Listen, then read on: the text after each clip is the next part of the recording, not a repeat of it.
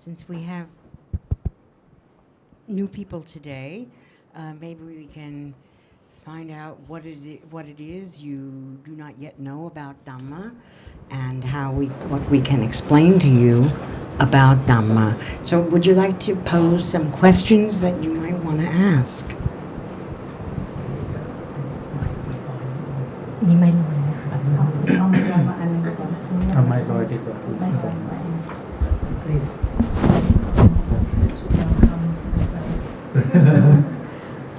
Any questions? Any at all? Any at all? Any at all?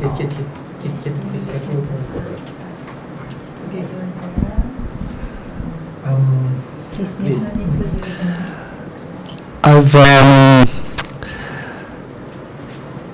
I started reading on books on the Dhamma after something like this, the long discourses, and this is after after a breakup of a very bad relationship, and also after my father passed away many years ago. So and after speaking to PL, I realized that the things that I read are all very superficial.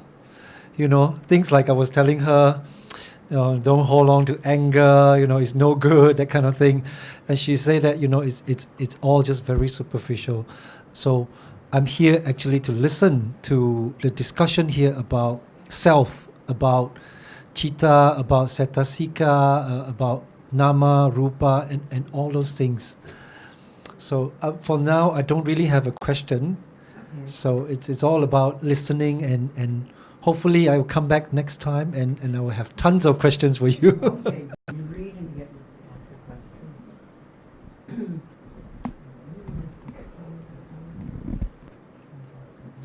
Would you like to know what is now? What is now? Now, what is now? Yes, please. What is there now? Now is Yes. me sitting here Okay. in front of Ajarn, Okay. and I want to know Mhm. what is in your mind upon meeting me, Yeah. upon having me here, upon having all of us here, and the feeling of I wanting to know more things, the knowledge. Yeah. Many words. What about just one at a time? About really now? Knowledge. What you mean? Like I said, the ones I know are kind of superficial. Yes. Because I read the 3 verses, I read the popular Buddha quotes, and I remember them, and I try to think deeply into Yeah. what he is trying to say. But, like I said, I want to know more about self, about cetasika, about citta, that kind of thing. Yeah. So I've read up a bit on those stuff, but to go from there, I don't really know. So many now. Right? Just one at a time. Please, can you tell what is then now? Just one. One now. One now is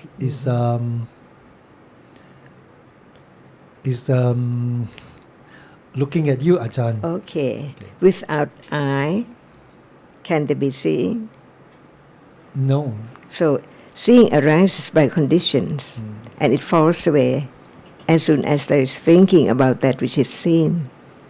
There is no seeing anymore. Not at all. Just once upon a time. Only one moment in samsara, never to return. Seeing now is not seeing a moment ago. So now is just now, a reality which presents itself, but not as it is yet. Because we take it for I see. I'm sitting here and I'm looking at that, see. But actually, what is just now in a split seconds? Seeing is one, thinking is one. Actually, They are what they are, no one there at all. Seeing cannot be anyone at all, and it cannot belong to anyone either at all. It's that which is conditioned to arise just to see. That which is now sees is that which is conditioned to arise and to see, that's all. We learn to understand reality as no self, not I at all, not anyone. Realities are realities. No one can make it arise, and it does not belong to anyone. It's there for a very, very short moment. So life exists only in a moment. So there is no you. Is that what Buddha meant by being in the present? Is it real? What is real? Only that which she has become enlightened. Mm-hmm. I mean, you would have heard from, not only from the Buddha, from many other traditions talking about being present, as in being aware of your actions in the moment, right? And those people don't have a basis in the Dhamma. So what they come in from is from lack of knowledge of Dhamma. So wouldn't the Buddha, what the Buddha have taught about the present moment, be something different? It would have. So that's why we talk about chittas and chetasikas, because what we take for the moment, for example, what you said, I'm sitting here and seeing Ajarn, is actually not the moment of seeing. The moment of seeing itself is different from the moment of thinking about that which is seen. The moment of thinking about that which is seen is not seeing. It's not happening through the eye. It's happening through the mind, or thinking about that which is seen. That's why Ajarn talks about very short moment, because after seeing, there's thinking about that which is seen. So the seeing itself does not see people and things. People and things is based on thinking, memory and thinking. So unlike the other ideas of being in the present, which is actually talking about the idea of a person here being aware of things around him, the Buddha is making that distinction right now from this moment, that when there's thinking, there's no seeing, and when there's seeing, there's no thinking. What panya, what wisdom understands, what is it is to actually be in the present moment and understand the present moment, is not understanding situations, but understanding these realities of seeing, visible object, thinking, hearing, sound, etc. So that's the distinction that's made by the Buddha's teachings of the difference between reality versus concept. So being mindful in the Buddha's sense, in the Buddha's teachings, is being mindful of a reality. Chitta, cetasika, rupa. And understanding the cetasika, panya. Is there any difference between seeing and that which is seen? Difference between seeing and That which is seen. Like now. Is there any difference between seeing itself, the seeing, and that which it sees, or that which is seen by seeing? Is there any difference? Are they the same thing? I am not sure I No, There is understand. when we seeing. say seeing, we are talking about seeing something, right? Experiencing something. So the seeing is one, and that which is seen is another. Are they the same thing or different? I think they're different. What is the difference? Like if I'm looking at you, The seeing, the Seeing. seeing. This is It's the different seeing. from that which is seen. And what is the difference between the two? The seeing don't see. Helping him. Seeing is like a nama. It's If we don't call nama, nam. we don't have to use any word, just the reality itself. And what I'm seeing now is like an object of what I'm seeing.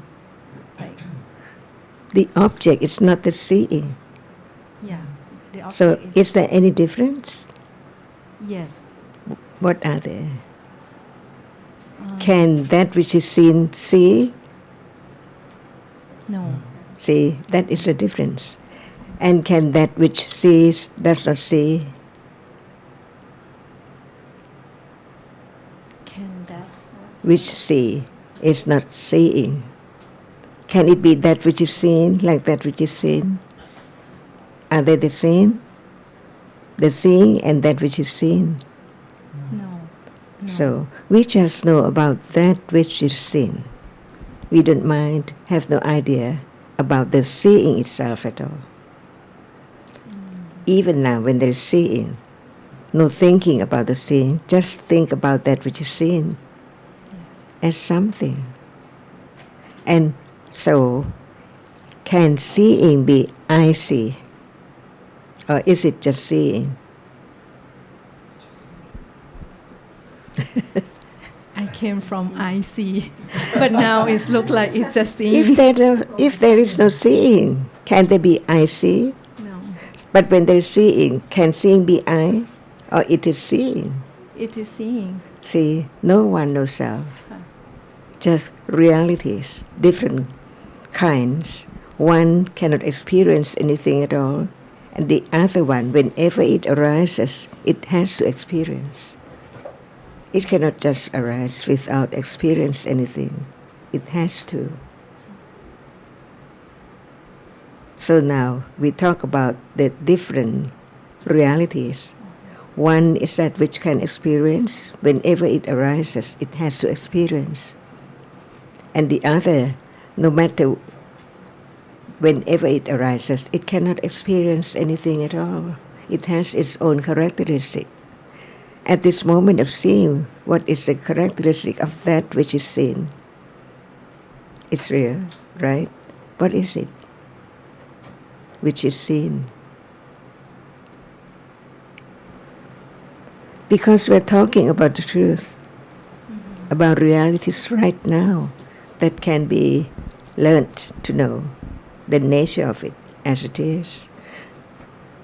So what is that which is seen? It's an object. Yes. But It's- what it's- can you it's- say something about the object which is seen? It's something physical. Can you touch? Yes. Really? I mean, what I'm seeing, Yes, that but thing. can you touch? Oh, the seeing we cannot. The seeing, no, Does the seeing touch? no. So,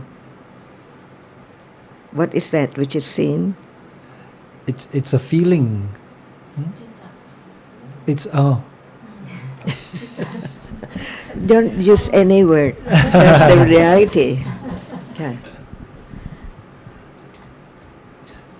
So the seeing is it's an experience Yes. for my mind. No you, no mind. Just talk about the seeing, at moment of seeing It's an right now. experience, yeah. It's real. It's real.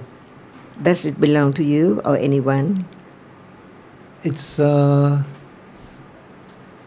through my eyes, so it belongs to me.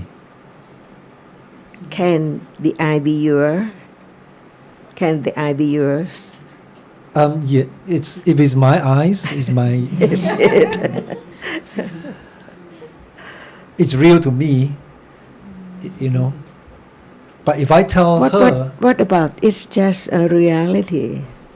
The eye itself cannot be anything else, just a reality. It's real. It cannot be other thing rather than that which is now. Without it, there cannot be seeing at all. So the eye is not the seeing, and that which is seen is not seeing, and that which is seen is not the eye. So what can you do? Can you do anything? Or no one at all, only different realities conditioned to be such and such.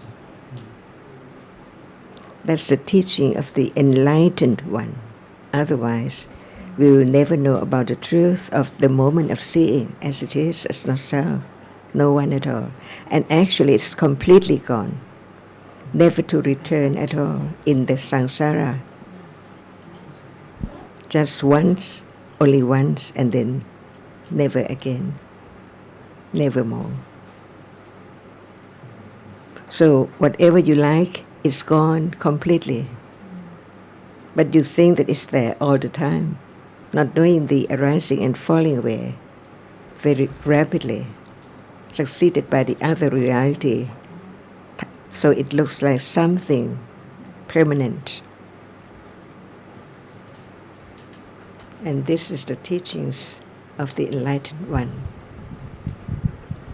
And you see the tendency for the I to come in and claim all experiences after seeing. Explain the difference. No, to claim all experiences, own all experiences, the I, the self. Oh, not the I. No. Differentiate that because he's very new. No, I'm going to explain. Okay. Yes.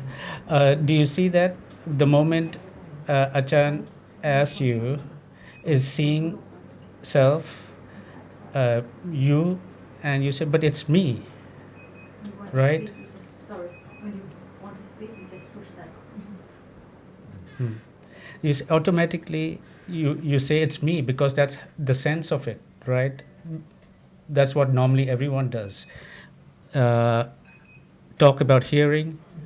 Is hearing you? Is it yours? Yeah, but it's me. That's natural. So this tendency for the I to come in and to own the experience, to say that this is me, mine, I, is there all the time. But you can begin to understand that if there was no seeing, then there's no idea of this seeing belongs to me. That follows immediately. So that following immediately the sense of I, the I'm seeing, is just another moment of reality, another kind of consciousness. It's just thinking. It's if on the instead of the I, it was wisdom which arises, and understood the seeing as just a reality. At that moment, there's no I. It's just understanding the reality as a reality. And when the I comes in, and there's understanding which knows that it's just thinking. So there's no place for I anywhere. In reality, it's just different realities through different doorways arising and falling away.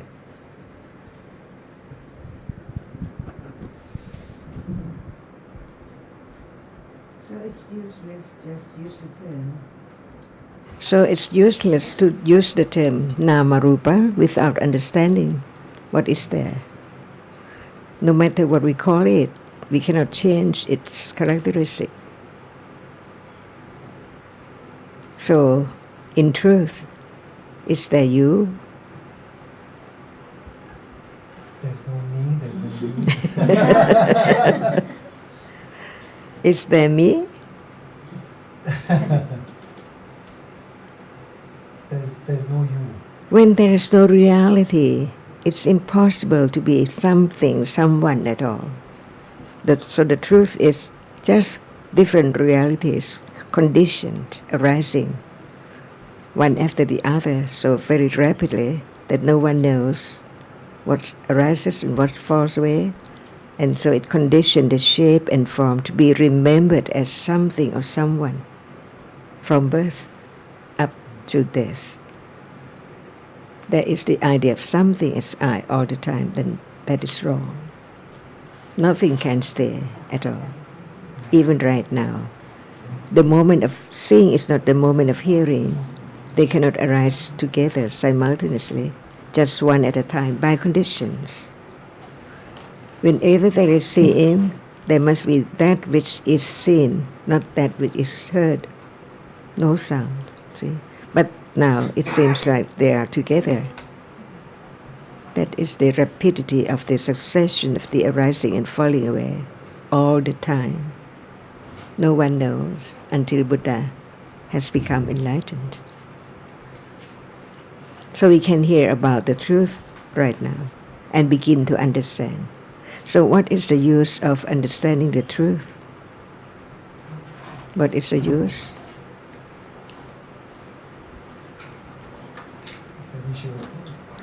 Better than not to understand. To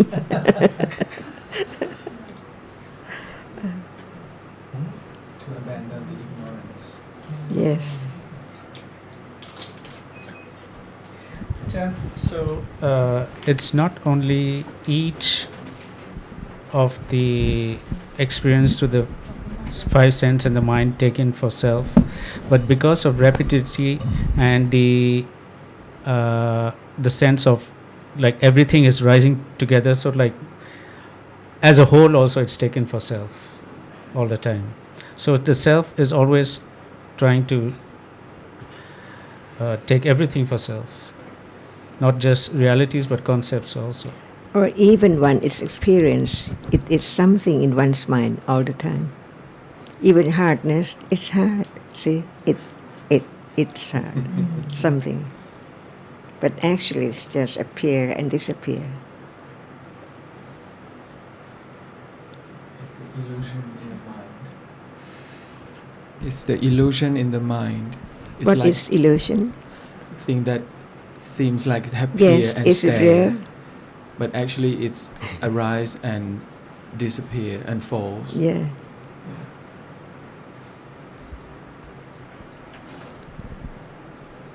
Does it experience anything? Illusion?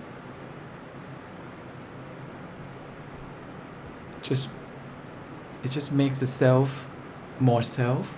Now, when there is illusion, can it experience anything? No.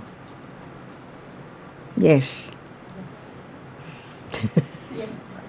You don't know, but there is experience. No understanding is there as it is.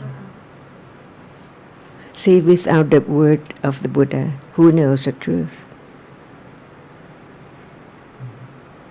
So I find it more helpful to think in terms of not the problem being illusion, but ignorance and wrong understanding. Yeah. Because thinking never stops, and Yes. there must be thinking to even say anything, right? So without thinking, there won't be any sense of words. So there's nothing wrong with the thinking, but to understand, as Ajarn says, to understand that at that moment of thinking of the cup, know that what's the reality at that moment. Yeah. I think illusion can be a very misleading word, because there's thinking so often in our life, and it's often a concept that's used in other philosophies that everything's illusion. But as Ajarn was pointing out before, I think very well, that because there are realities appearing, that gives us an idea about, that enables us to have an idea about the world. You know, there's always experiences, and because of those experiences, which are real, we come up with these different ideas that some are true and some are not true, but those ideas are based upon experiences. So they have this idea that some people say that everything is Maya, everything is illusion, but there has to be realities all the time. That's a very important. What I said, Yeah. I meant that it's an illusion in the sense that it's real, but actually it's not real, because it arises and falls, but it keeps repeating in a very short period arises and falls in a very short and repeatedly, so fast that it's like an illusion that make us understand that it's there. That's what I mean. Okay.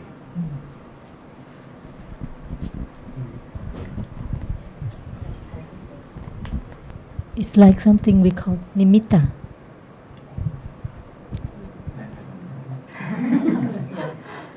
They're just beginner. He's so 2 months and he's today. So Nimitta is too far.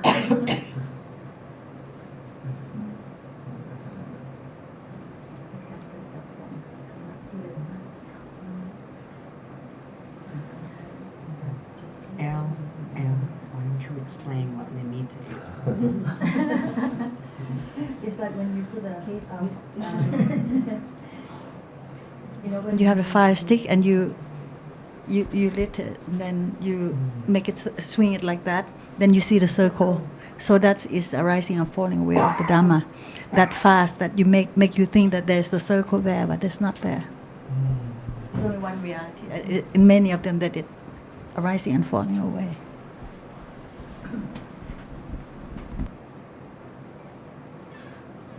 You have heard about the word citta, I'm sure. You have heard the word citta, right? Many times. Just today. This morning. Just before we came here. No, I think that we all use this term, citta. Consciousness. Oh, yes, he's from Singapore. Yes, Okay, yeah. he just Not Thai. he just came. Yes, Yeah. he just came. So citta is consciousness? What is consciousness? I don't know. See? So you cannot use the term consciousness if you don't know to say that citta is consciousness. If you know what consciousness is. No, that was my question. Is citta consciousness? That's the English word for. That's the English word What for Pali. I think is the best word for chitta, English word for chitta. Right. But what do you mean by consciousness? Yeah, moments of consciousness.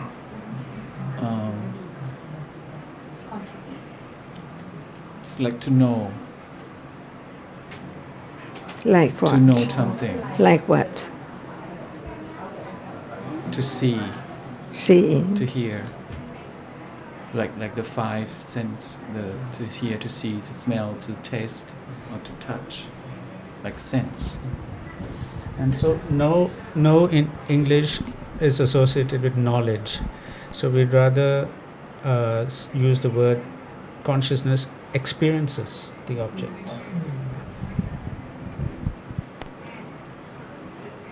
I'm learning. I'm learning everything because it's my first time. Doing it in Thai is extremely difficult for me, and now I have to do it in English.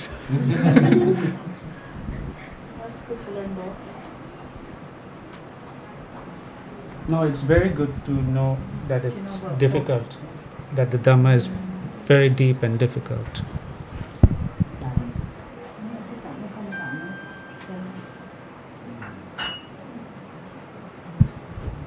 And even though I've heard it before, I always find it so helpful to hear again and again.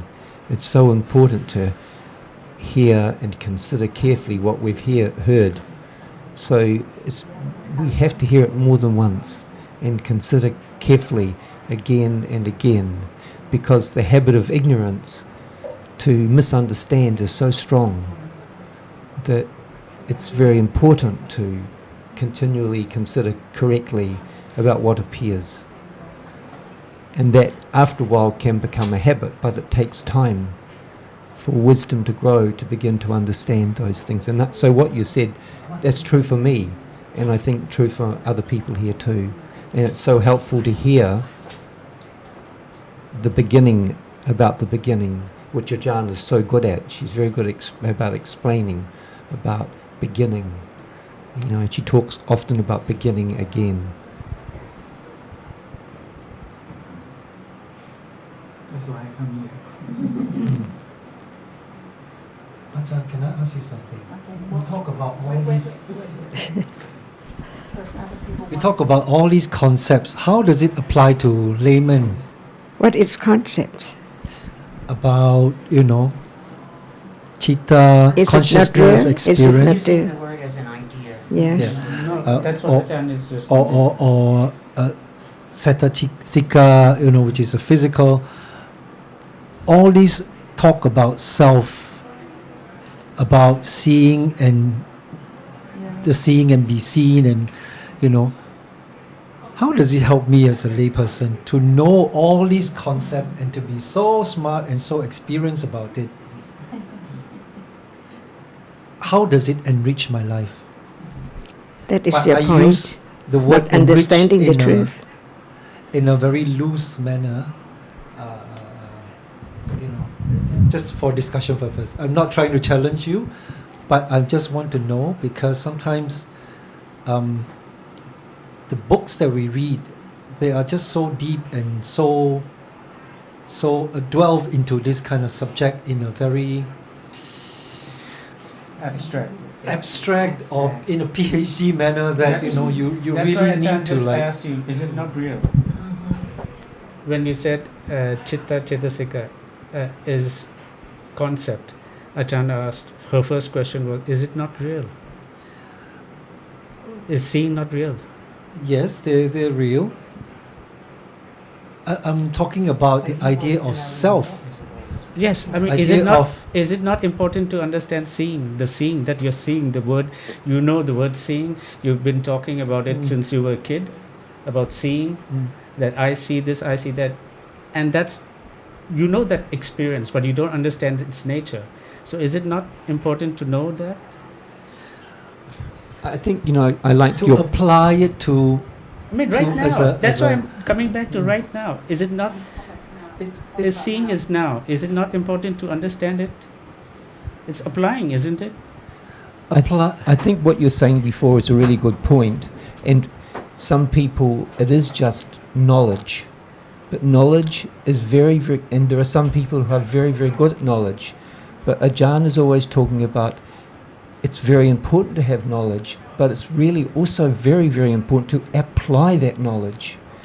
But then that is what is often neglected. And I hear what you're saying, because there are many people who have very arcane and very knowledgeable aspects of all aspects of the Dhamma and can speak long and often and much about it. But there is no sense when you hear that person speaking that there is application of it. So there is a very big difference. And it's a very good point I think you've made. Ajarn always stresses that it's what we call parayati, or the sound foundation, is very, very important, because it helps us to begin to understand the concept of anatta, what not self is all about. So the more knowledge is helpful, but I think, as you correctly pointed out, it can be very unhelpful when it's just used in a sense of accumulating more and more and seeming to be just showing off to people. That's unhelpful, and that's not what the Dhamma is about.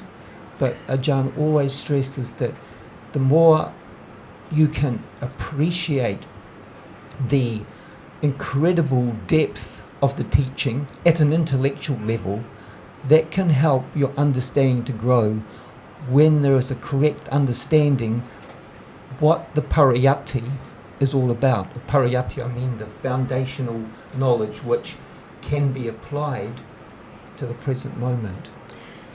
Okay, in addition, one of the things we have much ignorance because we're not aware of these things, these realities. And not being aware of these realities, we think that there's this self here. And because we think there's a self, we like things, we don't like things. We attach, we don't attach. We like, we don't like, etc. And this is the cause, the root cause of every other problem that we have. So the purpose of learning about the realities is with the growth of when the growth of understanding starts to arise, that there develops the understanding of detachment from these things which are not real. We think, this is a phone. I like this thing. Oh, I love my phone. I can do all kinds of things with my phone. And we forget, or we didn't know, what it really is. It is realities arising and falling away. So really, how substantial can this phone actually be when it is just every nanosecond realities, object realities that are just rupa realities that are just rising and falling away, so this, we make the mistake of being attached to a lot of stuff. We love this thing. I love this, the pen. We love our phones. We love our hairdos. We love our jewelry. We love all kinds of stuff. We love people. We love this. We love that, etc.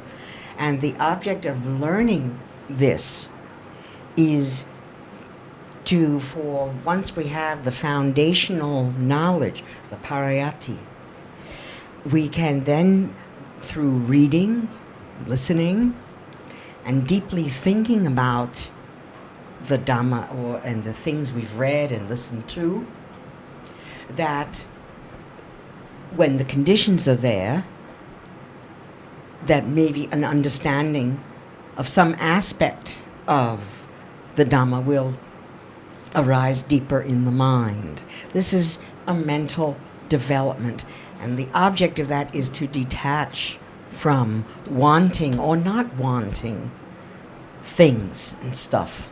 Okay, I understand that part. Okay. Buddha says nothing is permanent. So I just said, just these 3 words is good enough for me. Why do I need to go through all these deep? But what about if you know more and more, deeper and deeper? Is that better? Well, yes, it will enrich me. But if you're talking about applying to a layman like myself, nothing is permanent. So I can just shave off my hair or What do you mean by layman? I mean, for The truth is for everyone. yes, that's what I mean. Lay person, And anyone who wants to follow the Dhamma, to understand, understand it. better. Because just understand very superficial is not enough. For example, everything is not permanent. What is not permanent? You say everything. So what is not permanent? See? To know is better than not knowing. What is not permanent? See? What?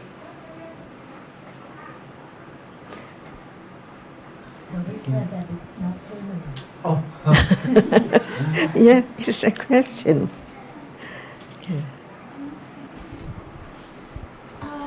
Hello, yes, my friend. Good to meet you, good to have you here. You're here by conditions. Interesting. But it's on.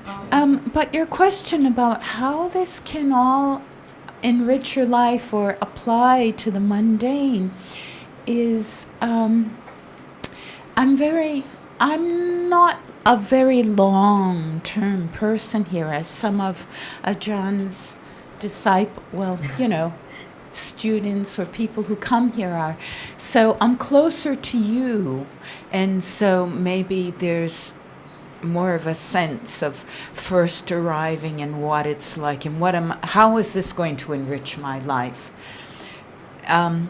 In order to eradicate akusala, the things that are unwholesome and cause suffering, its characteristic needs to be understood. I can't be saying, well, it's done, it's through, it's over, like that. Would be nice, but that's not how it is. So I like Betty's turn of words, its common usage, growth of understanding. So here, understanding grows, and that's the release from things like ignorance and attachment and aversion, which hurt, causes, it's suffering. It really, really is. So being out there wandering lost is suffering. and swimming in a cesspool of ignorance is just suffering. And you're here by conditions. You have some good questions. Welcome to the growth of understanding. I hope that by coming here to speak and to ask questions, it will encourage all of us into some form of a healthy discussion. Just being here actually makes me happy. To receive knowledge is actually something more. But I just wanted to say that no need to worry or think too much right now. Is that all these defilements that cause a great deal of suffering, their opposite is panya, or wisdom, or understanding. So you're probably in a good place for the growth of understanding. Thank you.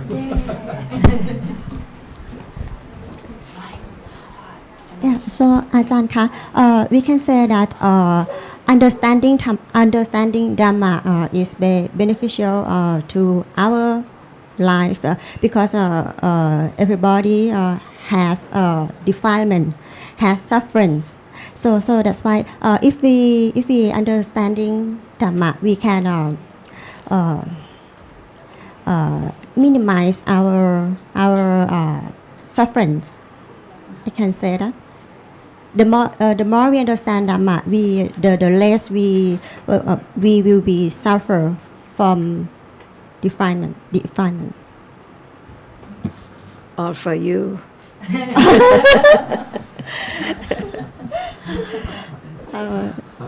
Just ask. I think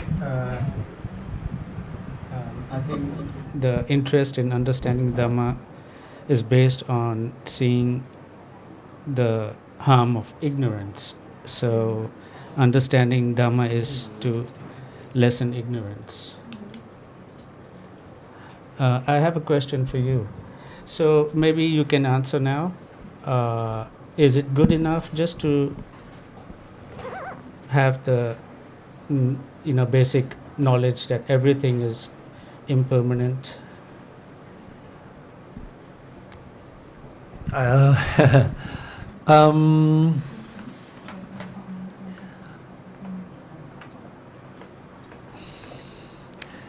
It's wanting to find out more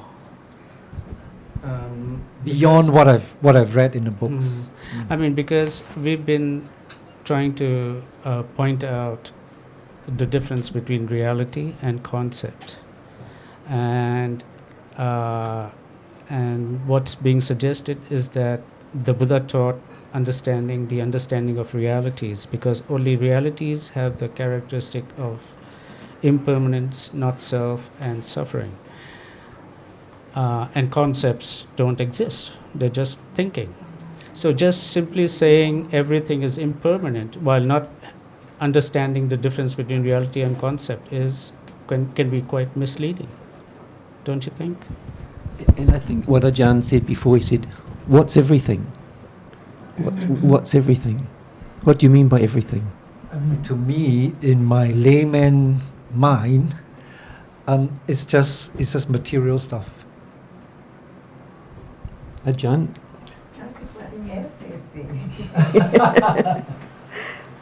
Right? Seeing is not material. Yes. So everything is everything, including seeing. To me, I think that to know better than not knowing anymore or anything, and better is better, always better. Not enough, never enough. But Ajahn, only Panya can appreciate that. Someone who does not have any Panya, who's never had any Panya, cannot appreciate what it's like to have more and more understanding. They have not had a taste of what understanding is.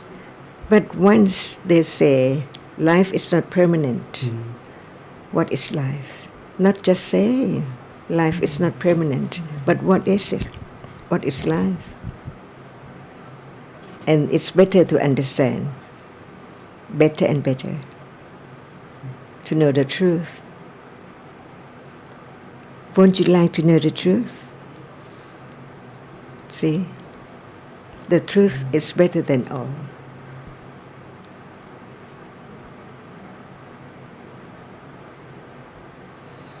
So I think that as I have studied the teachings of the Buddha, I know the precious moment of understanding each word, not just saying that I understand already. Life, everything, not permanent, whatever, what word should be understood.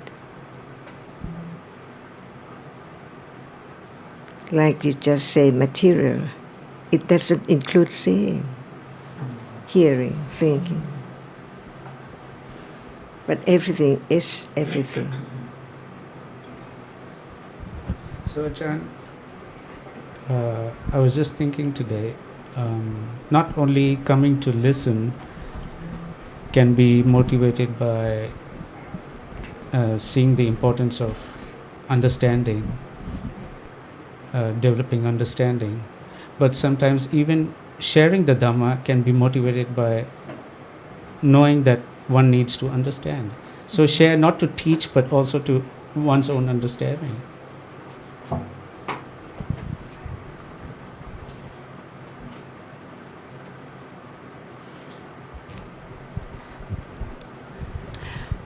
Wrong view. Wrongness starts with wrong view. And let's say you remove your spectacles and you see how fuzzy things are. Well, what little intellectual understanding is there, things get more focused, less distorted, can see, which is kind of good, I think.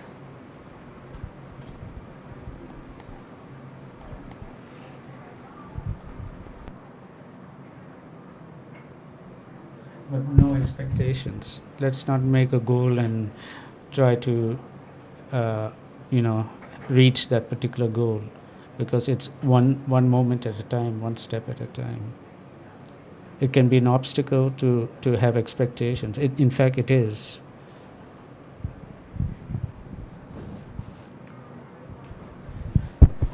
And what might be helpful in the beginning, and I think it's always valuable to realize, is that there are two worlds. The Buddha talked about in the teachings, we have two ideas, the concept, what we call paramatta dhammas and samutti satcha, so conventional realities like people and things and places, and what's called paramatta satcha. Now, we don't hear about this in other teachings. This is unique to the Buddha Dhamma, this aspect of ultimate realities. And it's because of these ultimate realities that this world of people and things, etc., is able to be known. It's based upon the ultimate realities that can appear now. This is a really important distinction to make in the beginning, to consider this carefully, because for people, inverted commas, to be, there has to be a reality that enables that experience.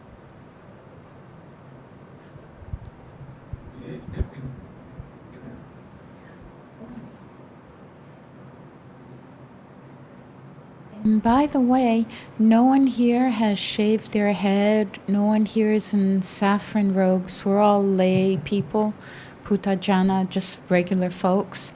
And simply because there is saffron robe and individual with begging bowl does not necessarily mean there is understanding. They can be struggling as much as we are, even more lost in ignorance. So putting it in terms of realities, it's only panya, wisdom, which leads out of suffering, and ignorance just leads to more suffering.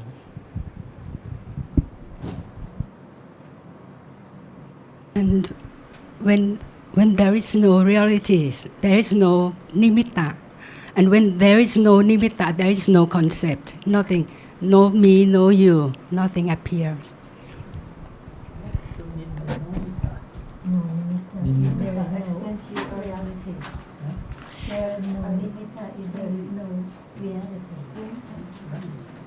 You see, thinking is real, but the concepts aren't.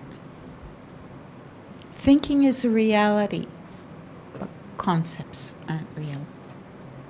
So many people will live their lives in concepts, not real, unreality.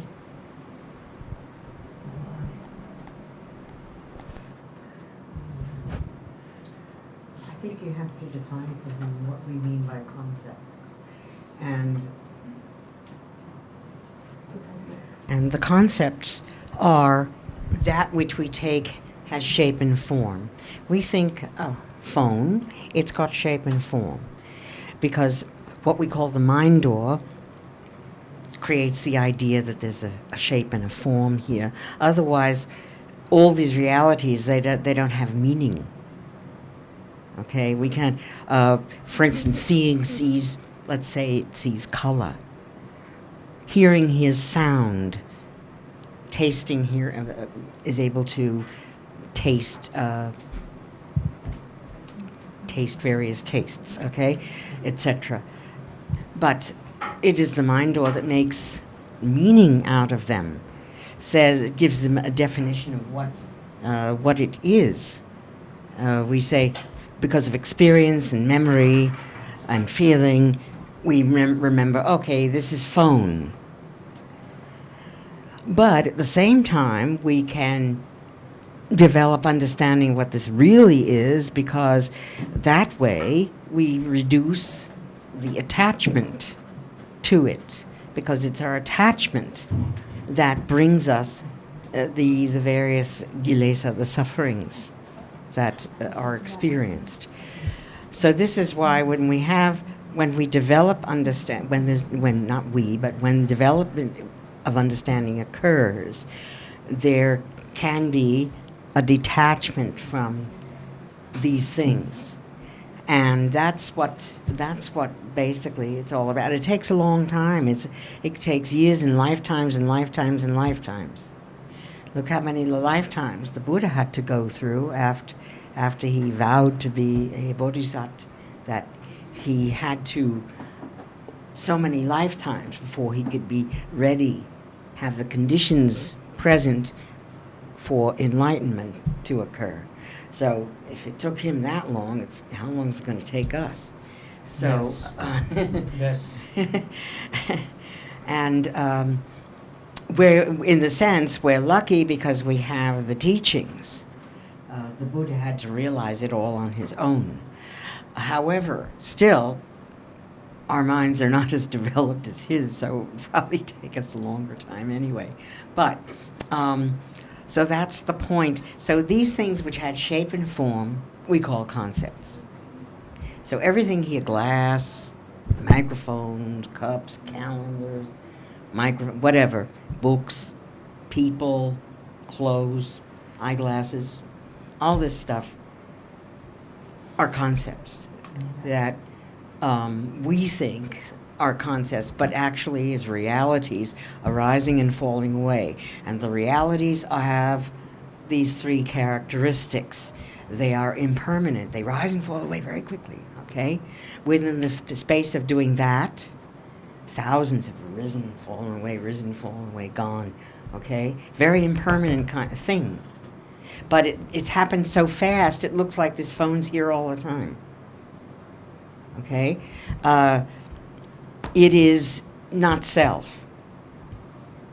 It does not have a character of its own. It's just realities arising and falling away. And it is unsatisfactory because it is impermanent and because it is not a thing that is really self, that is a self. Okay? So those three characteristics are kind of intertwined with each other in understanding the nature of realities. concepts do not have those characteristics. Okay, because we think, oh yeah, this thing's here now. It's here 5 minutes later. It's going to be here later. It's going to be put into my purse later. It's going to go whatever, and it still looks the same to me. It's still a phone. Okay, but that's ignorance.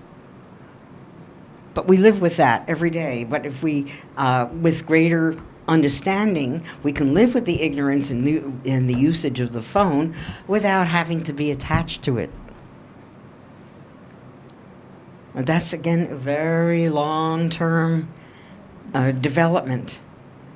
So the more we read, the more we deeply think about what we read and listen to, and the more we involve our everyday thinking, I don't want to use the word think, the everyday things that we do related to Dhamma, the better off we are.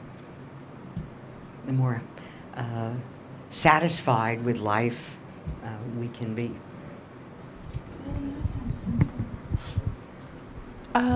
Citta, consciousness, is the chief of experience, that which experiences. Thoughts don't experience anything. That's just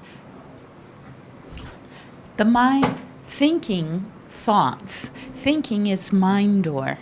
Thoughts don't experience anything. Citta, consciousness, is the chief of experience.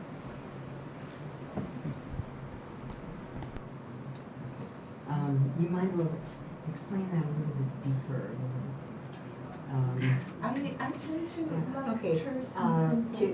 Okay, suppose to experience the reality that makes up this phone, okay, this thing we call a phone. Oh, it's off? I'm sorry. To understand the reality that makes up this phone, there are, let's say, 3 parts of it to understand the reality. Remember, they talked about citta as a moment of consciousness experiences a reality. The reality it experiences is a rupa, generally, a rupa object, such as the reality that makes up, the rupa that makes up this phone, okay? Then there's the place, if you want to call it that, the place where these realities come together to experience. That's the third aspect that it's needed in order for experience and to experience this reality to take place. So there has to be a citta, that which is mental reality, plus the object that is being experienced, plus the place that where they come together to have the experience. And so more and more understanding of these things, how these things, what is, for instance, what is a mind door process? What is a sense door process? What happens when the citta arises? What happens when it falls away? Understanding all of these processes, if you want to call them that, helps us to be more aware of basically understanding what we call the mind, how it operates. And why, for instance, in the course of a day, we think this, we think that, thoughts arising all the time. Can we control the thoughts that arise? No, because there's no we to control them. They just enter the mind. The thought arises, and it goes away.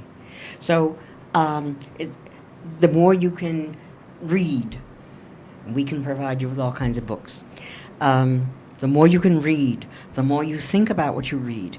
Mark down, oh, I don't understand this thing. Let me put a little mark there so that I can ask them next time, or whatever. So when you do this kind of a thinking process, the more understanding will develop. And at some point, if the conditions are there for it, there will be an arising panya on a particular aspect. It doesn't happen very often.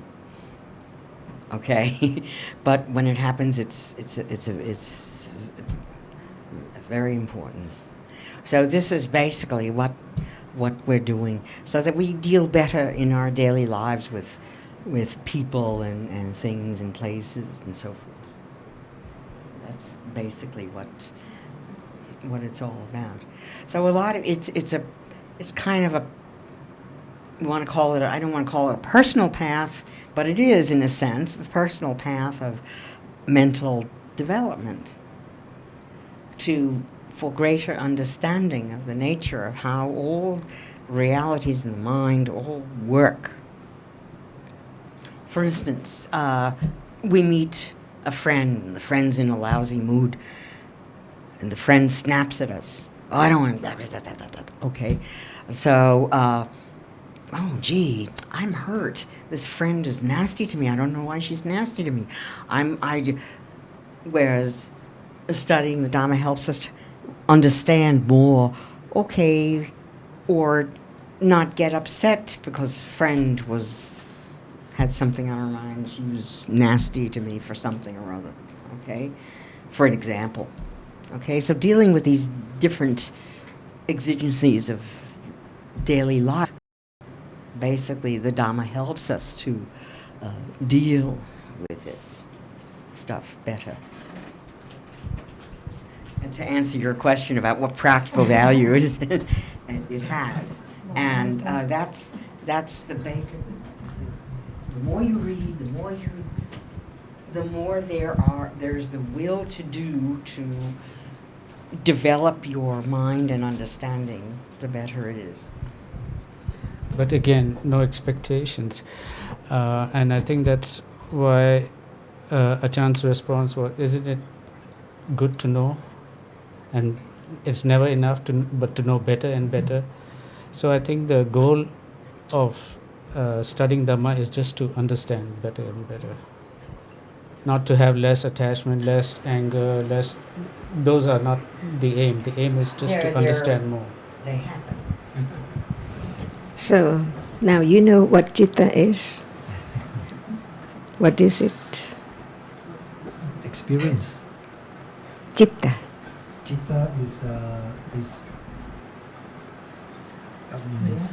reality. An experience that consciousness. Where is it? It's Where is it? Yes, he pointed at this. He pointed at this. Yeah. Yeah. So, is this citta? Is this citta? Or where is it? It's somewhere inside us. Somewhere. It's in the. We talked about 6 doors. Huh? We talked earlier about 6 doors. 6 doorways. Oh. The eyes, the ears. No? You just told. Yeah. Because you see that it's the understanding, not just being told that this is citta and that is citta. That's not the way to understand. Earlier, before we came here, I explained to him a little bit. Just today, a little bit. Yeah. You forgot. No, it's not a question. It's not a question of remembering what's been said. No, it's a question of understanding. Mm-hmm. Understand, I know. And that is the point, not just to answer, but to understand. From thinking, considering, understanding, we talk about that which is now. We don't have to go away and find where is it. But now it's the citta. Where is it? It's the citta now. How many? How many? So many. One by one, please. To know that you know. The knowledge, no? What is knowledge? What is what? Knowledge. Knowledge. The understanding about the Dharma and about self, Is understanding citta? It is. No? Is it? See, whether yes or no. Yeah? It is just understand the reality which now experiences, no matter what is experienced. If there is not no that characteristic at all, the world cannot appear. But because of that reality which arises to experience, so it experiences each moment when it arises, from moment to moment. Even right now, but not all of them appear as they are, just one at a time. So now, one citta. Now, what is that? Seeing. Right? Why? Why? Yes. Because it's a reality. Yes, and it arises. Whenever it arises, it has to experience an object. And when it is seeing, it cannot experience other thing else. It is this moment of experiencing that which is seen, only that. A kind of citta. And what about hearing? It's the same. I mean, hearing with the ear. It's Hearing hears sound, that's all. If there's no hearing, can there be the appearance of sound? Not at all. So, without citta, nothing can appear at all. But what is appearing? Because of citta experiencing it, just that. I think it's good to see the distinction from the very beginning, because it's very hard to understand, and it takes a long time to even truly understand, even intellectually. Like you just said, hearing with the ear. Actually, the ear is a condition for hearing. Without the ear, there can't be hearing. The sound has to contact the ear, then only can there be hearing. So there's not like hearing with the ear. It's all, each one is an important part in the process of what's going on. So we talk about condition. So hearing is conditioned by the ear and by what's heard, the sound. So we better to understand it in terms of conditions. Like seeing is not because of the eye. It's not a dependent. I mean, what you were saying, hearing because of the ear, right? So same thing, seeing is not because there's eye to make it see. It's because seeing is one, the eye is one of the conditions. There have to be many conditions. It's only one of the conditions for there to be seen. Just because we have an eye doesn't mean that there will be seen. There has to be a visible object contacting the eye also. And you'll come to know that not only these three, there have to be citta, that's citta, seeing is citta, there have to be cetasikas as well, mental factors, which have to rise with all the cittas to perform their different functions. So, just to state that panya, wisdom, understanding, is a cetasika. It's not citta. It arises and passes away, but it can accumulate, it can grow. So for busy people with many things to do, mental factors, but I'll let Betty do that. With busy people with many things to do, looks like this is going to be more than 1 2-hour conversation with a few quick questions kind of a thing. It's ongoing. It's open-ended. You are welcome to come at any time you wish. Please do. Lovely to see interest in this.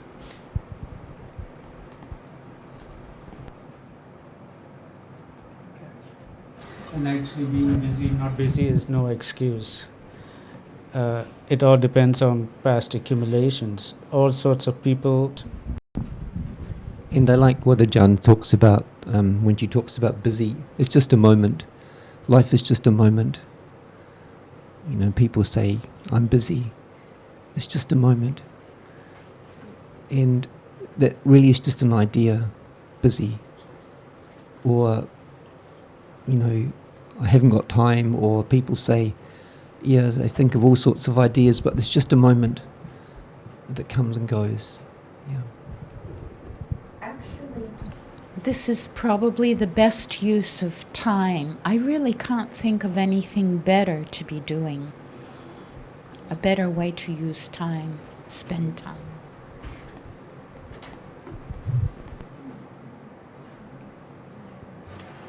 Can the eye see? Can the eye see?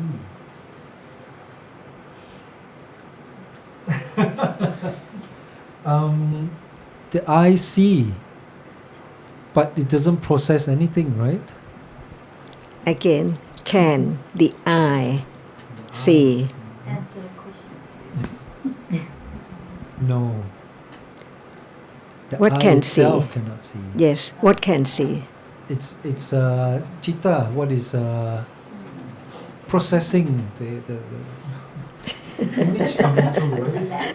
Thinking, not seeing. Yeah. But seeing just arises to see, that's all, by conditions. Just only once and then never to arise again. From moment to You see moment. the difference in the meaning of word processing and just experiencing? Processing seems to like doing a lot of things, right? But that's why we use the word experience as a function of chitta. It just experiences, that's all. There's no processing, and all processing seems like a very complicated thing. What the eye does is just experiences the visible object. It's just the old term in a new meaning for you. Yeah, because the ear cannot hear, the eye cannot see. But it's a chitta that arises to do its duty and gone. Where is chitta? Is there chitta before seeing? Is there chitta before seeing?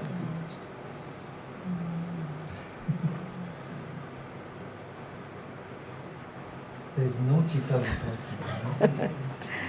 Think again. Is there chitta before seeing?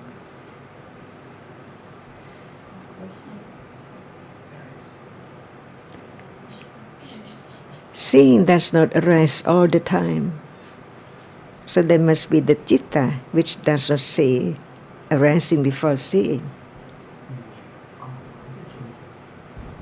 I mean, to put the question another way, is there any moment in life when there is no experience of some kind?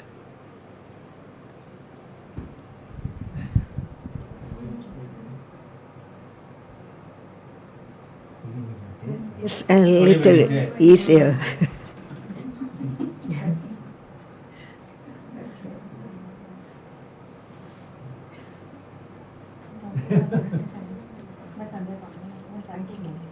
It's the chitta before hearing. Yes. What is it right now? It's like there is You wouldn't know, I'm sure.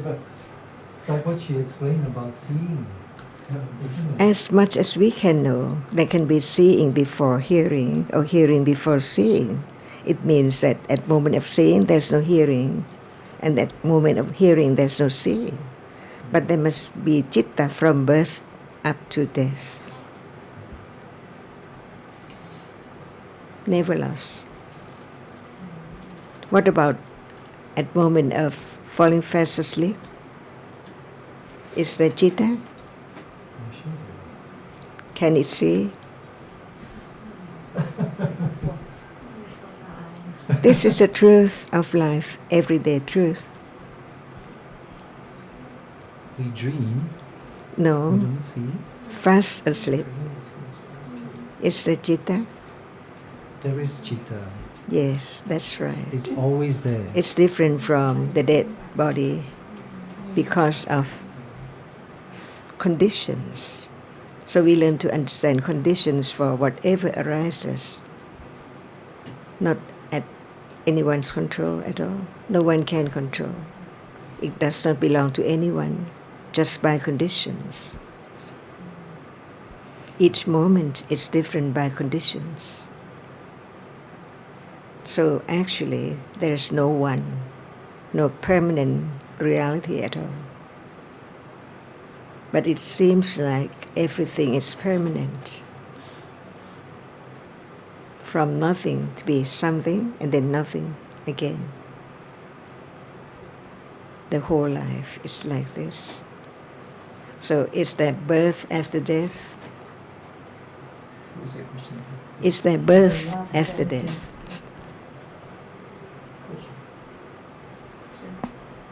Yes, rebirth. Why?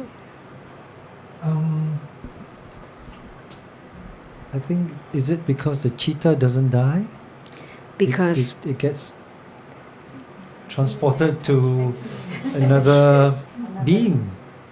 Because each citta arises and falls away, and the citta which has fallen away conditions the next one instantly, rapidly.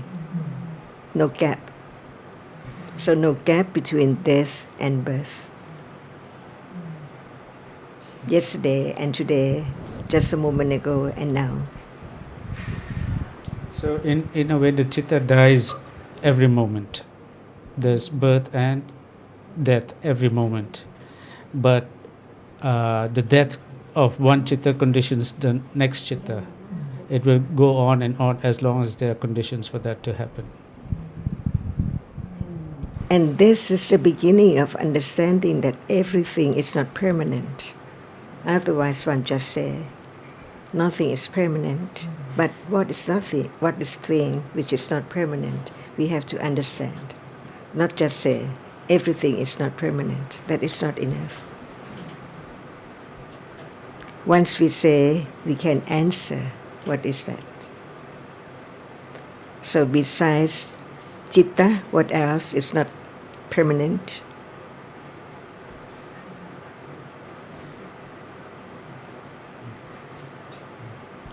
You say everything, so it must be everything.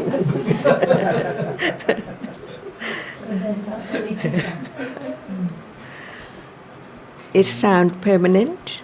Sorry? Sound. Is it permanent? No, it's not. Is what is seen now permanent? What is seen now? No. Have you experienced the arising and falling away of what is seen now as it is? Mm-hmm. Yes. Is the question? Yes. No. Not at all.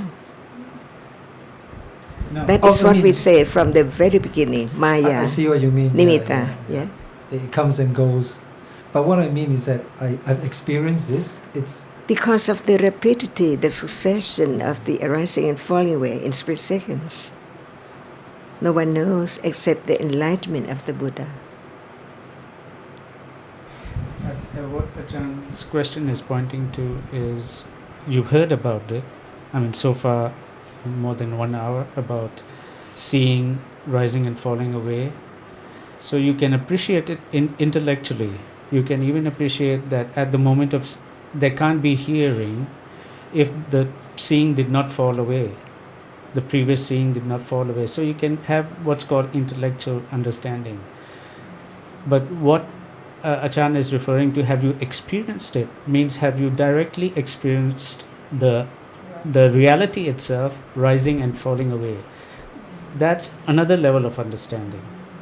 That's called direct understanding. That's the result of having heard a lot and understood a lot at the intellectual level. So it's unlikely that you've had that direct experience, but you only understand it intellectually.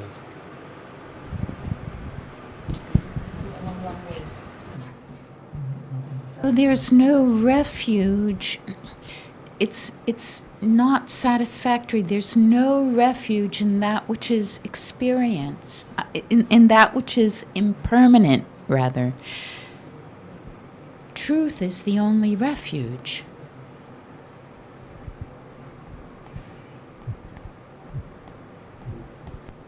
And by refuge, we can remember the triple gems. Refuge in the Buddha, the Dhamma, and the Sangha. So Dhamma, that's what Eve is talking about. It's the only refuge, the understanding of Dhamma. One of the three. There are so many Dhammas. So what Dhammas are the refuge? Can seeing be the refuge?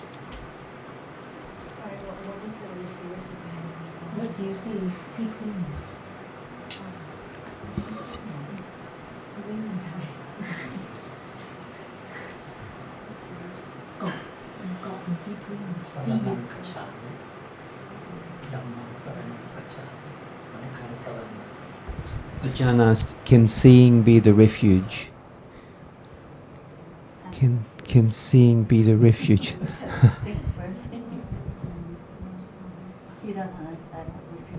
I think he's confused because I just said that the Dhamma is a refuge. But what Ajarn is pointing, in reality, can something that rises and falls away be a refuge?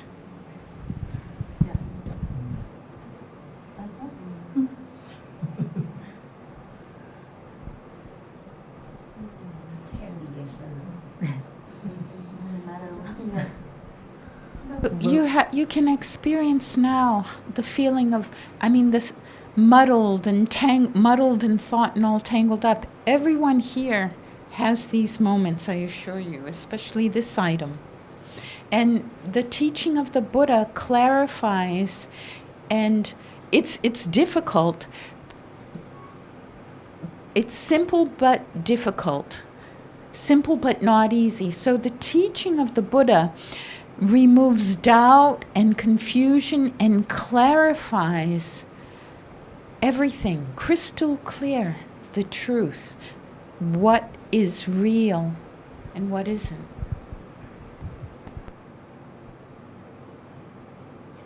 When you are in trouble, you look for refuge, someone. So what is the refuge in life? The truth. Yes. The truth is what? We have to begin with what is it? What is it in order to really understand it? Because we are talking about realities. To understand it, actually, realities cannot belong to anyone at all. No one can make it arise. That's why we understand. No self, no one, no thing. They are as they are. When there are ignorance, can there be any understanding? Of course not. What can bring about understanding? See? No one knows about reality, about the truth. But how can one understand, begin to understand? That is the refuge. Without refuge, one has to be in trouble in one's life. From moment to moment.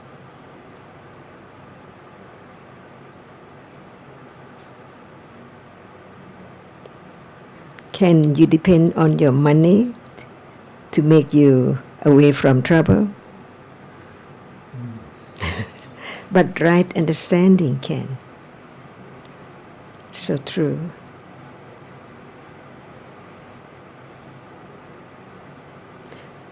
So we're talking about what is real in one's life. to know that there actually no one at all, only different realities, conditioned by its proper conditions to arise. Without the eye, the ear, the nose, the tongue, and the body sense, there cannot be any appearance of whatever appearing now.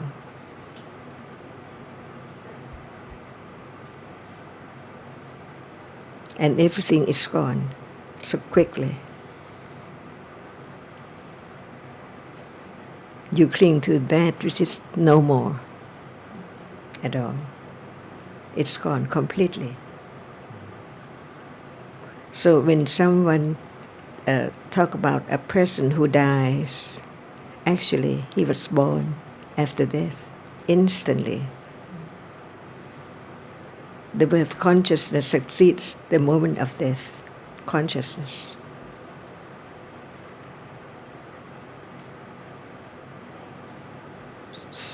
Many people are very happy to have someone born, but after death.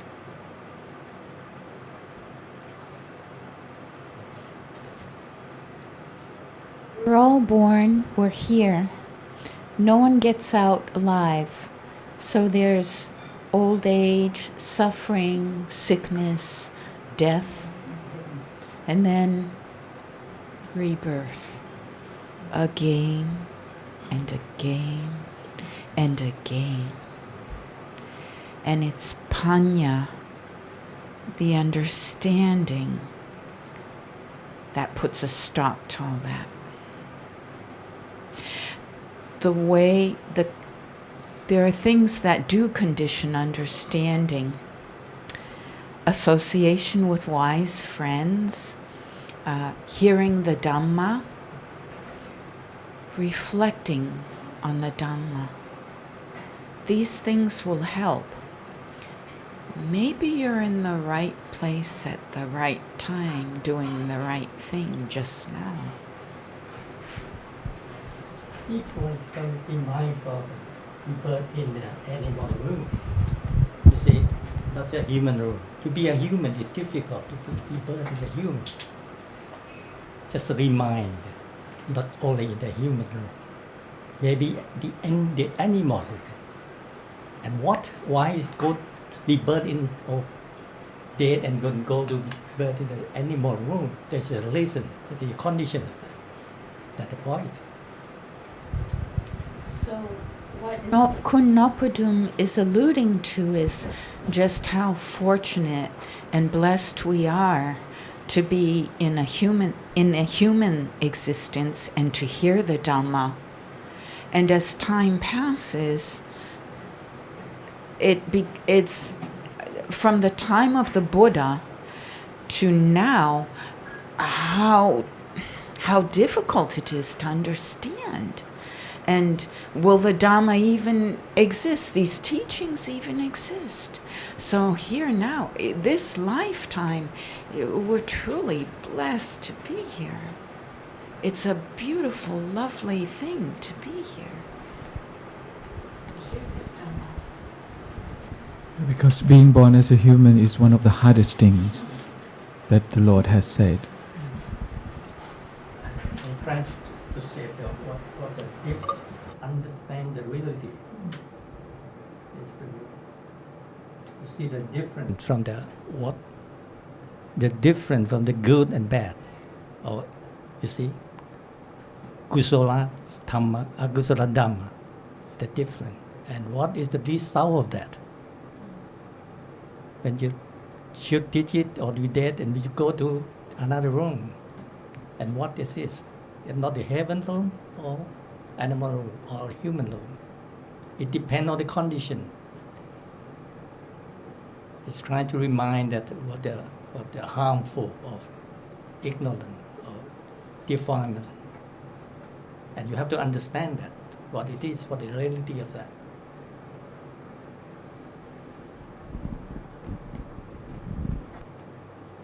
So, does the text say anything about the kusala of other kinds being favorable to hearing the Dhamma, because since, as Kun Nopurun was pointing out, being born in a lower realm is the result of akusala karma and no chance of hearing the Dhamma. But only when born as a human or depending on Deva planes, can there be a chance to hear the Dhamma. So, but being born as a human is the result of kusala karma, and being born in Deva is a result of kusala karma. So can we say that kusala of other kinds also somehow indirectly help to all depends on condition. That's all. There have to be many conditions.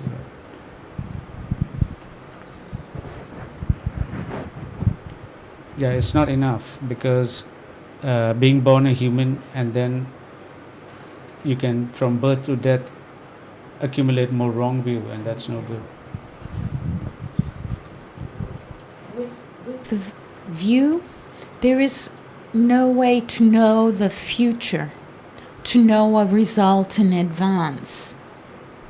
Not for us regular folks, we don't.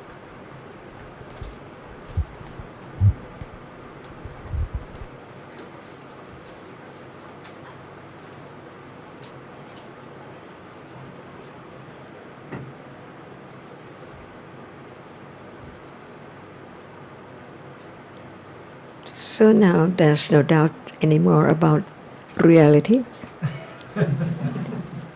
It's your day, Winston. Feel like I've been targeted. Hot seat, I told you. Yes.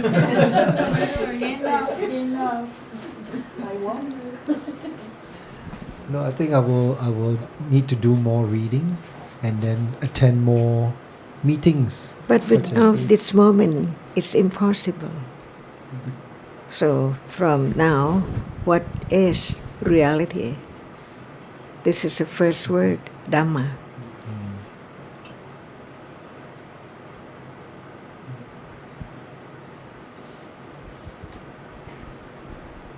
So actually what Ajarn is saying is the growth of understanding depend on previous moments of understanding having arisen. So the future depends on whether there's understanding now being developed. It's not the question of just you making a decision to come and listen. You can come and listen without understanding, and and listen with no understanding, because there are people who been hearing for years, 10, 20 years, and still have a lot of wrong understanding. So it all depends on right understanding, and that's why Ajarn always brings it back to now, because this is the only basis for right understanding, the present moment. Winston, as we talked earlier, you were telling me that you have seen, you've been investigate a few foundation or a few places to learn Dhamma from, right? So is this place the right place for you? Yet? What do you think?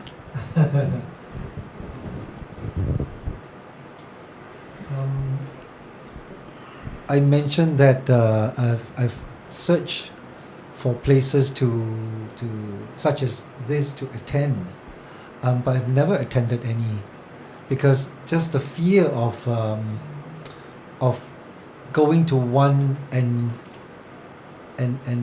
getting the wrong thing out of the meeting, out of the discussion.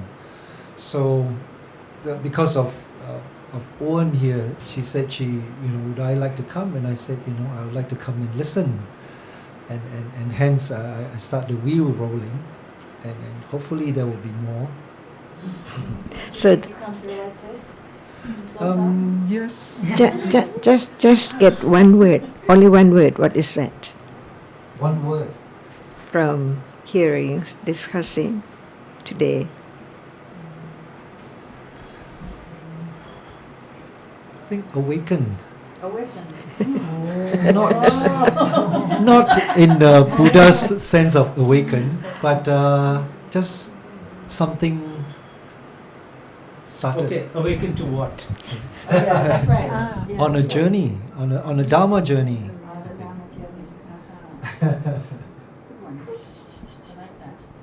I think that to understand clearly about Dhamma or reality, what is real and what is not real. Otherwise, we take the thing which is not real as real. For example, people and things. What are they? See, when there's no answer, it means that there's no understanding of what is real and what is not. The seeing. They're not real.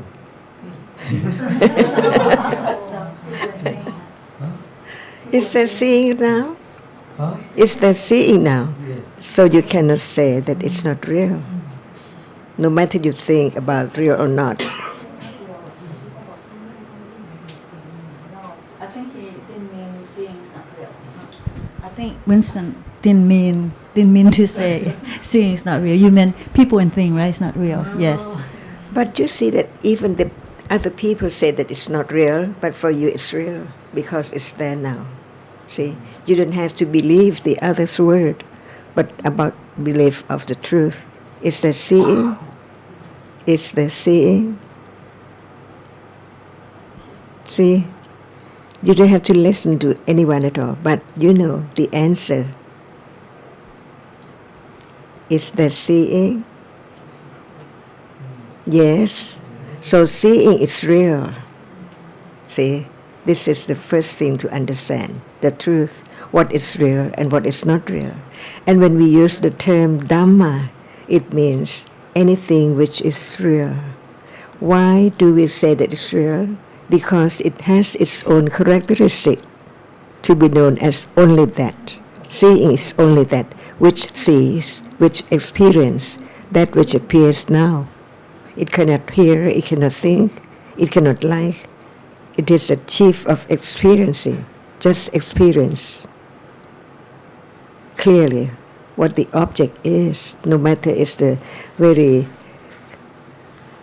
strong or weak, bright color or very dim.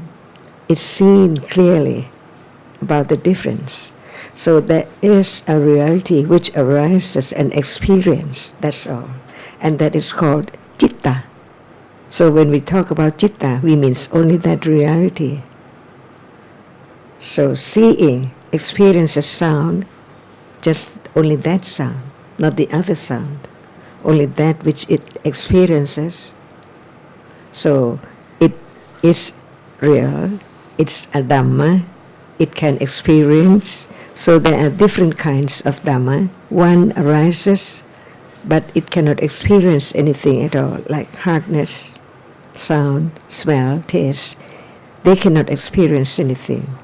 So when we talk about those realities, not anyone, not fish, not coffee, not anything. Taste is taste, sound is sound, sight is sight. It is as it is. But they cannot experience anything. So we can say that even they are real, but they are the reality which cannot experience. So we use different terms. Rupa, Dhamma.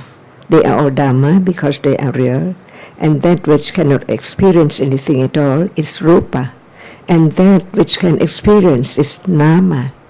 So Dhamma, there are two different kinds. The one which cannot experience is Rupa, and that which can experience is Nama.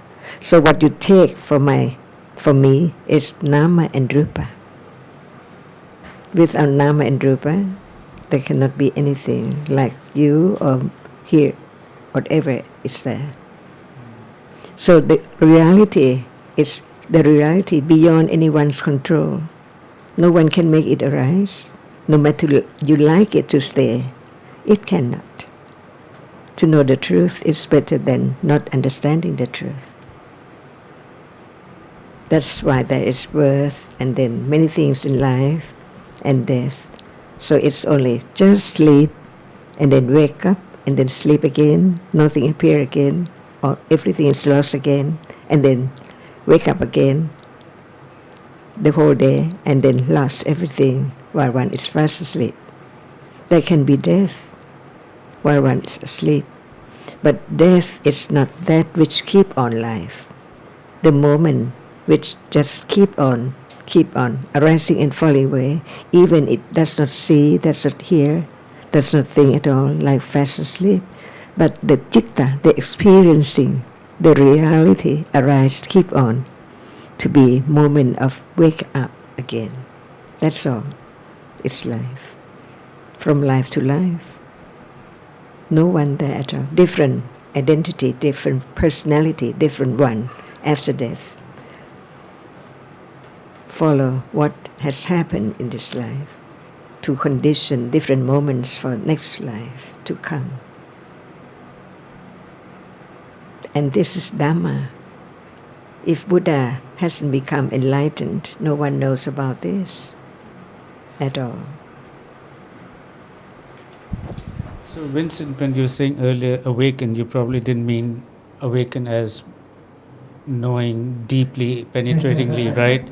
You meant that you just came to know something that you've never heard before.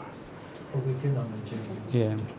So would you say now that the answer to the question which Ajarn asked initially as to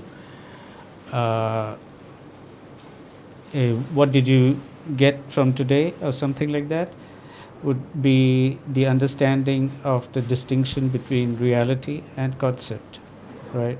Because without the Buddha's teachings, no one would know. So is there really you?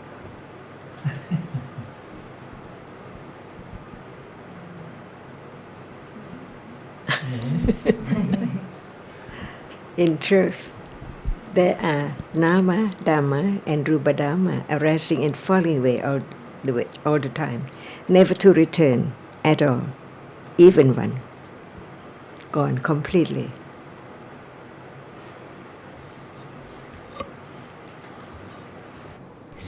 People will say, seeing sees. It's a citta. The eye is a rupa, it's a thing. It doesn't see.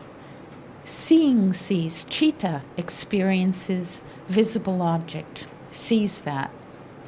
And then after all those moments, seeing itself is just one fraction, tiny fraction of a second, one moment arises and falls away. And then there are many other moments after that. And then there are other moments of citta after that before the mind door gets going on concepts and thinking about what was seen. It appears as one fused whole, but it's not like one moment of seeing that arises, falls away. Now it's hearing, and now it's tasting or touching or smelling the mic. No.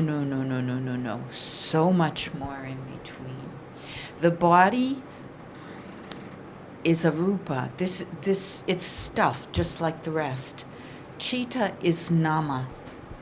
Citta experiences. Rupa is that which does not experience. Touch the arm.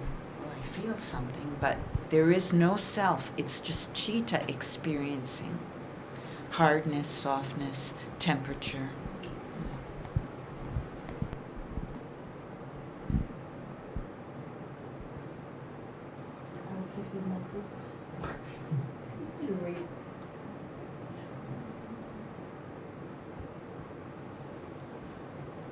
Can there be concept without reality?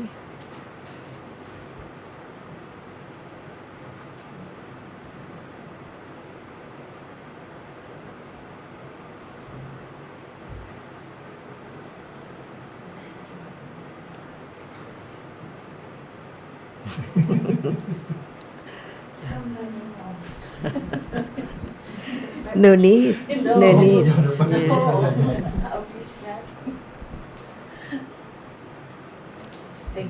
Concept Without reality, meaning whatever you take now as something, Without reality, can there be concepts? Without reality, can there be concept? No. See? So we understand what we said before, concept, reality. But now we understand better. Without realities, there cannot be concept.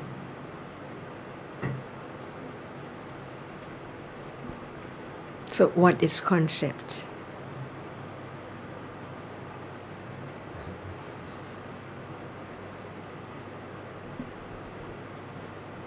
Without reality, there cannot be concepts.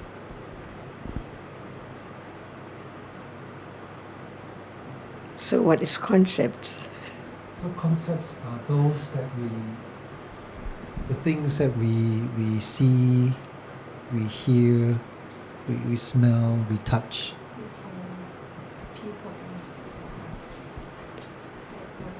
What are there in this room? What are there in this room? Again, please. What are there in this room? Yes. Oh.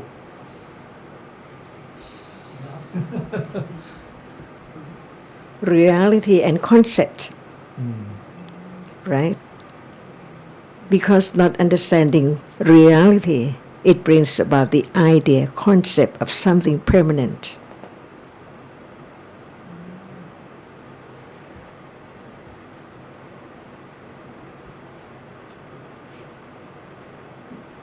Would it be more correct to say that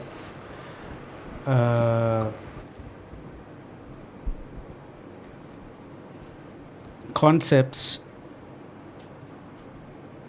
depend on, if there was no seeing, hearing, smelling, tasting, touching, then there wouldn't be the idea of the room or things in the room. Because they're seeing, there's the idea of this and that, and then thinking and a lot of seeing, then there's the idea of a room with people and things. If there were no seeing, there wouldn't be this idea of room at all. The idea of room is based on the experience of seeing.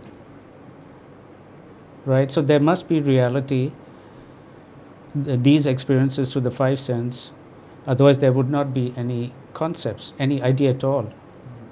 So ideas come as a result of different experiences to the five senses.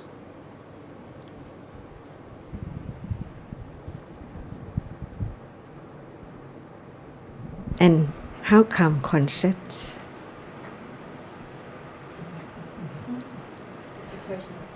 I need help. Try and. I think it's such a good question, and I think you can answer it, even if it's not correct. It's all right.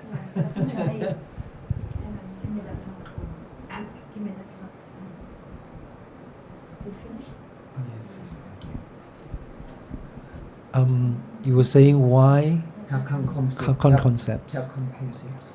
How come? Because of our consciousness, our citta, which experiences. Now seeing has concept. See? So we cannot say just consciousness.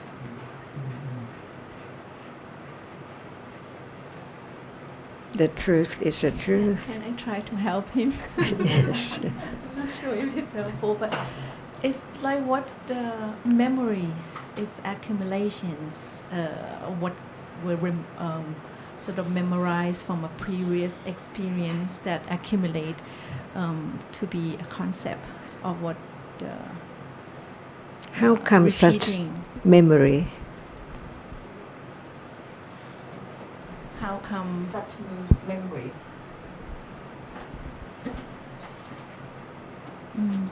Because I don't know, maybe it's because we don't understand that it actually already felt away. Mm-hmm. So Because we of hang this on to- obsession, it's unknown. Yeah. Can you say memory is based on past experiences of seeing, hearing, smelling, tasting, touching. Yes, I would think Because so. of past seeing of what you now think of a cup, you remember that it's a cup Yes. and think about a cup. Yes.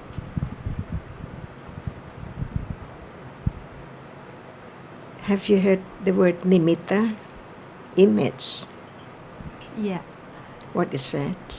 Is that what just P out or when you mentioned about like for instance something moving very quickly in a circle, but in through our eyes we think that it's the real circle, Yeah. but it's actually already felt away and continuously. Right. Without nimitta, can there be concepts? No. See?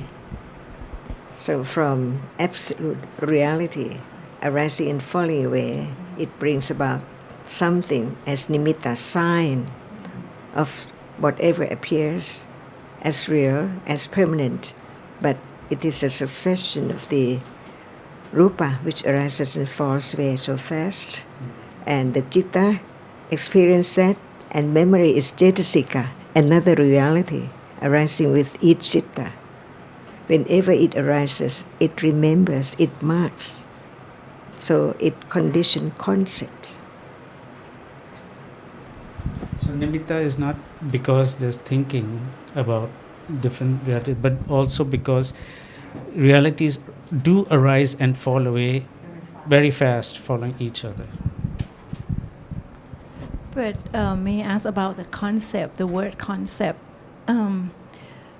Is it just something that is only rupa, or like some kind of attachment, or some kind of the happiness that the thing that can be concept as well?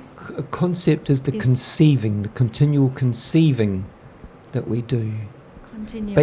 Continuing conceiving that we do based upon the experience of the realities.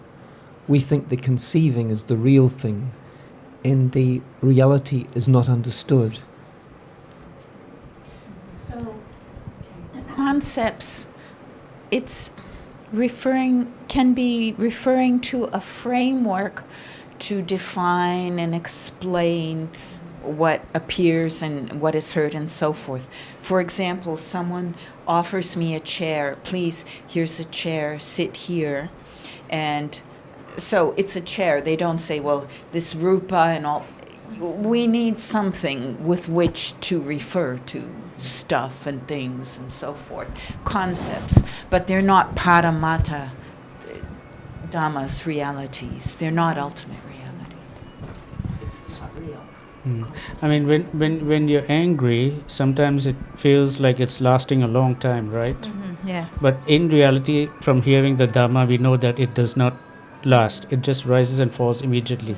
So that sense of the anger being there is the result of thinking. Your question was whether mental realities can be also in terms of concepts. Yes. You can take. So that's an example. Anger lasting a long time, or anything. Okay, that's a part of concepts. Yes. Yeah, it's the stories, the continual story making, the continual accumulating of different ideas.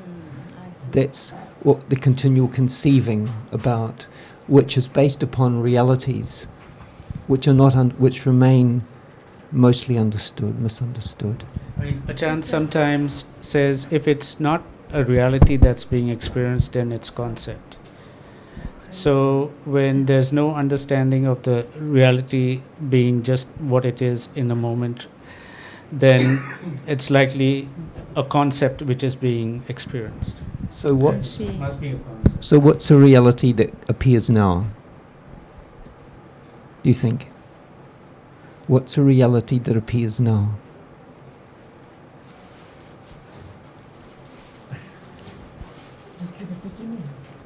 It's a start. You can say something, doesn't matter. What's a reality that appears now? As much as you understand. Reality now would be, you know, me understanding the concept of That's thinking. citta, thinking. It's thinking, but is seeing real? Is visual object real now? Is thinking real? Yes, yes. They can be known as they are. It's just a moment that arises and falls away. Thinking can be known. Thinking has a concept as object, but the thinking is real, as we've talked about a little bit today. It's not an easy area, I know, but thinking has a concept as object, and the object's not real, but the thinking is. It's not easy to understand, I know. What's useful perhaps is to consider that visual object that appears now, that's not a person, but there must be a reality that enables part of, when we talk about seeing, they were talking about the arising of the experience which is different from that which is seen. So we have, for example, okay, let's take the experience of seeing. There has to be consciousness, there has to be the object, and there has to be the rupa, the eye, that enables that moment. So, as Ajarn would say, there's no person in that experience. There's no person in that experience. So there is the reality of nama, which is experience, which experiences the rupa, visual object. And to think about these areas you talked about before, knowing about all these things, is it really helpful? But it is really helpful to know about these dhammas, different dhammas that make up what we call experience. It's a useful foundation, but it can be applied, and it can be applied. So there is the reality now which arises and experiences what is seen, for example, or heard, or experienced by way of body sense. But yeah, there's a lot. I know time is perhaps going on. It's getting late. I mean, actually, only you would know if it's helpful. And no one can convince you. No. Right. And self is devoid of consciousness. Self is a concept. This, rupa. Rupa. Well, there is no self.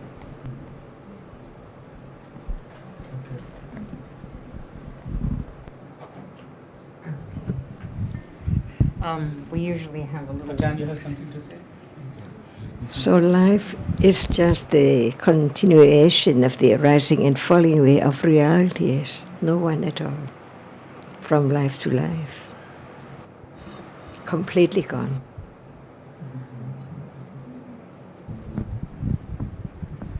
Okay, we have a little thing we say afterward. May the kusala deeds I have done today be known to my parents, to those to whom I owe gratitude, both in this life and in past lives, to relatives and friends, and to all beings in other realms. May they all rejoice in these kusala deeds.